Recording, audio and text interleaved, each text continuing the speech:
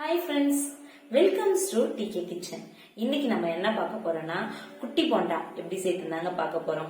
Already குட்டி போண்டா நிறைய பேர் கேள்விப்பட்டிருப்பீங்க, சில பேர் கேள்விப்பட்டிருக்க மாட்டீங்க.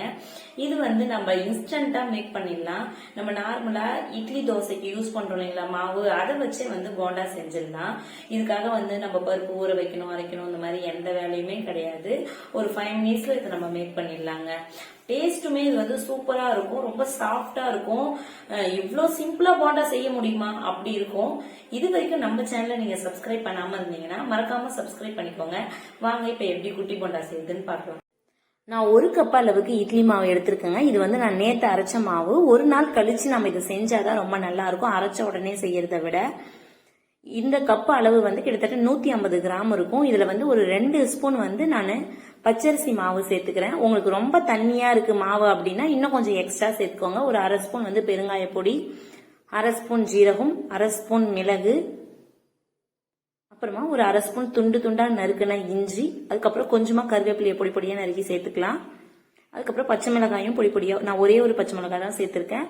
அப்புறம் பொடி பொடியா நறுக்குன கொத்தமல்லிங்க, ஒரே ஒரு மீடியம் சைஸ் வெங்காயம் பொடி பொடியா நறுக்கி சேர்த்துக்கிட்டாங்க. அவ்வளவுதாங்க. தேவையான அளவு உப்பு சேர்த்துக்கலாம். நீங்க மாவுல ஆல்ரெடி உப்பு சேர்த்துருந்தீங்க அப்படின்னா இப்போ உப்பு வேண்டாம், நீங்க பார்த்துட்டு உப்பு சேர்த்துக்கோங்க. நான் உப்பு சேர்க்கல, அதனால உப்பு சேர்த்து நல்லா இதை கலந்து விட்டுற போறேன். ரொம்ப தண்ணியா இருக்கு அப்படின்னா நம்ம ரவை கூட கொஞ்சம் சேர்த்துக்கலாம். ரவை சேர்த்தீங்கன்னா கொஞ்சம் நேரம் ஊற வச்சுட்டு அப்புறமா யூஸ் பண்ணுங்க. அரிசி மாவு சேர்க்கிறப்போ நம்ம ஊற வைக்கணும்னு அவசியம் இல்லை, மிக்ஸ் பண்ணிட்டு நேராவே நம்ம போண்டா போட்டுக்கலாம். இந்த மாதிரி தூக்கி விடும்போது அழகா போண்டா ஷேப்புக்கு நமக்கு விழுற அளவுக்கு கொஞ்சம் திக்கா இருக்கணுங்க. இதாங்க மாவு பாதம்.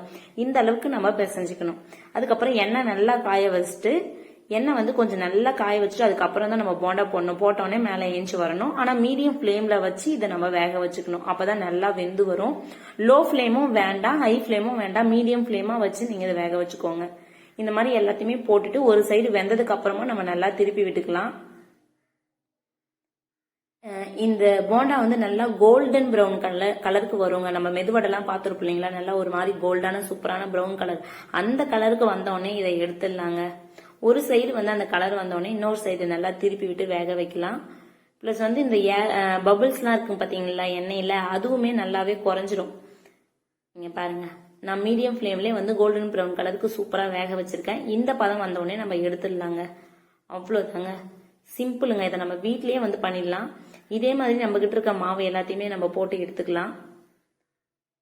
நம்ம இன்ஸ்டன்டா போண்டா வேணும், ஈவினிங் ஸ்நாக்ஸ் பசங்க கேட்கறாங்க, வீட்டுல மாவு ஊற வைக்கணும், அரைக்கணும் அப்படிங்கிற எந்த டென்ஷனுமே வேண்டாம். எப்பயும் யூஸ்வலா நம்ம வீட்டுல மாவு இருக்கும், தோசை மாவு, அதை எடுத்து நம்ம ஒரு 5 நிமிஷத்துல இதை மேக் பண்ணிடலாங்க.